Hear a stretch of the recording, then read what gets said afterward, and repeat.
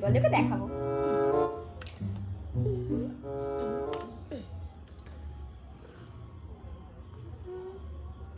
Hello, কে পল্টু? হ্যাঁ আমি চাপা বলছি গো। উফ, এটা আমার মায়ের নাম্বার জানো না?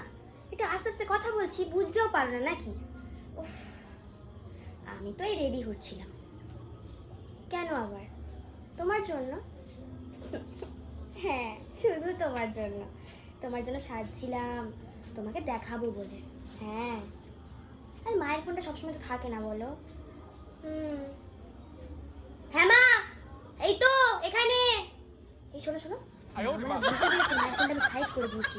আমি তোমাকে পরে ফোন করছি।